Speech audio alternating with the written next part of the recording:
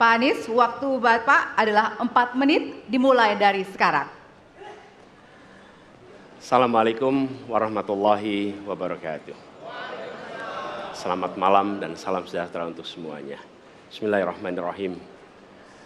Negara hukum menempatkan hukum sebagai rujukan utama untuk memastikan hadir rasa keadilan, memberikan kebermanfaatan, dan memberikan kepastian kepada semua.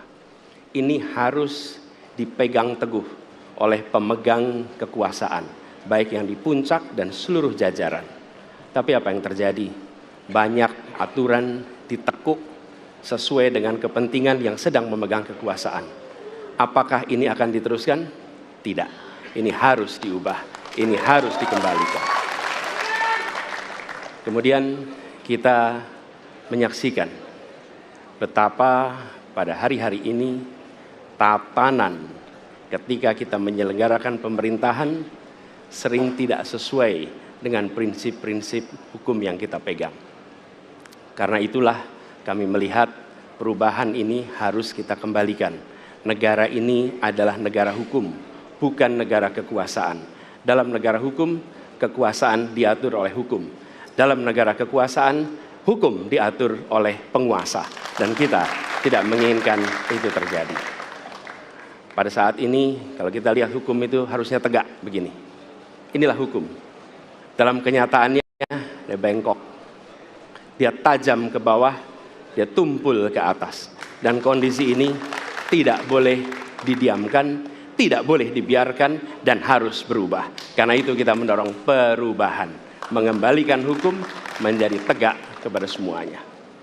Dan bila kita saksikan hari ini ada satu orang milenial bisa menjadi calon wakil presiden. Tetapi ada ribuan milenial generasi Z yang peduli pada anak-anak bangsa, yang peduli pada mereka yang termarginalkan. Ketika mereka mengungkapkan pendapat, ketika mereka mengkritik pemerintah, justru mereka sering dihadapi dengan kekerasan, dihadapi dengan benturan, dan bahkan gas air mata. Apakah kondisi ini akan dibiarkan? Tidak, kita harus lakukan perubahan. Oleh karena itu, kami memperhatikan ini sebagai hal yang mendasar. Yang tak kalah penting, ini kedua nih, yang tak kalah penting. Kita menyaksikan pada saat ini, ada peristiwa seperti peristiwa Ibu Mega. Ibu Mega Suryani Dewi, seorang ibu rumah tangga, yang mengalami kekerasan rumah tangga, lapor pada negara, tidak diperhatikan, dan dia meninggal korban kekerasan. Apakah akan dibiarkan? Tidak, ini harus diubah. Dan tidak kalah penting, hadir bersama saya di sini, ayahnya Harun Ar-Rasyid. Harun Ar-Rasyid adalah anak yang meninggal, pendukung Pak Prabowo di Pilpres 2019 yang menuntut keadilan pada saat itu. Protes hasil pemilu. Apa yang terjadi? Dia tewas sampai dengan hari ini tidak ada kejelasan. Apakah ini akan dibiarkan? Tidak. Ini harus diubah. Karena itu, kami mendedikasikan diri.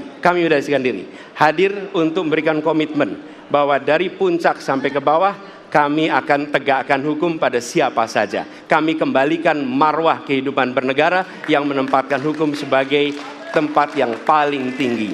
Dan ketentuan itu berlaku kepada semua, termasuk ketika menyangkut urusan ASN, menyangkut urusan TNI dan Polri. Terima kasih. Assalamualaikum warahmatullahi wabarakatuh. Terima kasih. Bapak Anies, kami persilakan kembali ke tempat. Berikutnya kami persilakan. Harap tenang. Harap tenang. Harap tenang. Harap tenang para pendukung, harap tenang. Hadirin, kita akan harap lanjutkan tenang. ya. Harap tenang.